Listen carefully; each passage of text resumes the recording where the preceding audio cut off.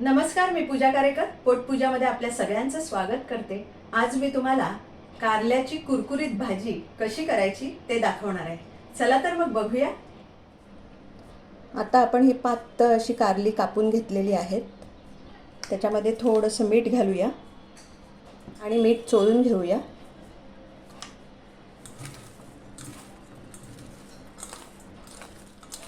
आणि आता ही कारली आपण धुवून घेऊया। आता आपण कारली पाण्याने धुवून घेतल्यात स्वच्छ आणि निथळत ठेवलेली आहेत। आता तोपर्यंत आपण फोडणी घालून घेऊया। आपल्याला ही कारली कुरकुरीत करायची आहे, त्यामुळे आपण तेल जरा जास्त घालणार आहोत। आता तेल गरम झालेलं आहे। थोडी राई घालूया, थोडंसं जिरं, हिंग, हळद। आता आपण कारली घालूया।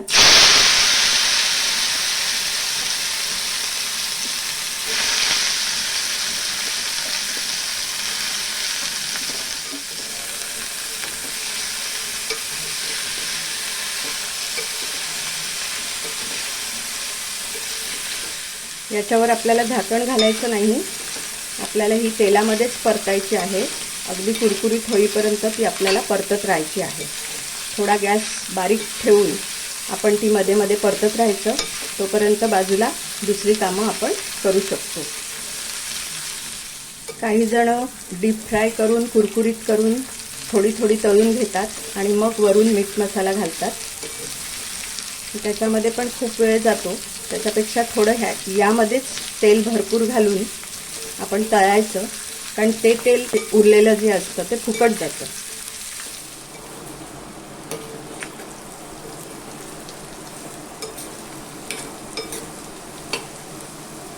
मध्ये मध्ये असं परतत राहायचं।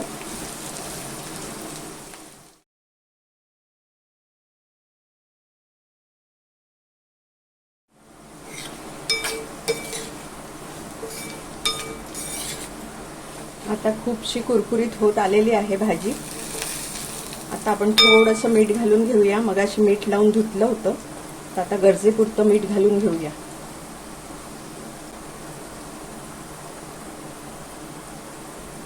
आपला नेहमीचा दैवज्ञ मसाला,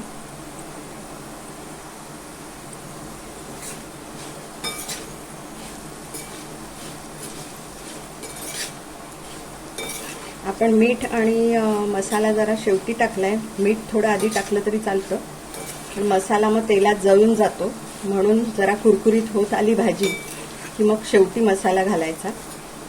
ही भाजी कुरकुरीत होईपर्यंत साधारण अर्धा तास जातो, त्याच्यामुळे मसाला आपण आधी घालत नाही, नाहीतर मग तो तेलात जळून जाईल आणि त्याची चव राहणार नाही। उन्हाळ्यात आपण अशी कारली सुकवून सुद्धा कापं करून सुकवून ठेवू शकतो आणि जेव्हा आपल्याला हवं तेव्हा तेलामध्ये तळून त्याच्यावर मीठ मसाला भुरभुरवू शकतो।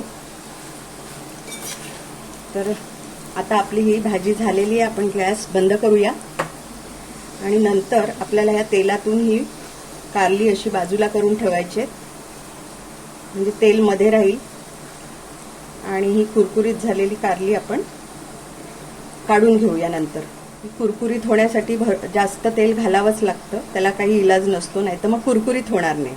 जर तुम्हाला साधी भाजी करायची असेल तर तुम्ही तेल कमी घातलं तरी चालतं। आता आपली ही कुरकुरीत कारली तयार आहेत। तुम्हाला ही रेसिपी कशी वाटली हे नक्की कमेंटमध्ये कळवा। लाईक करा, शेअर करा आणि सबस्क्राईब करा। आणि हो, मस्त खाण्याची घ्यायची असेल मजा तर बघत राहा पोटपूजा।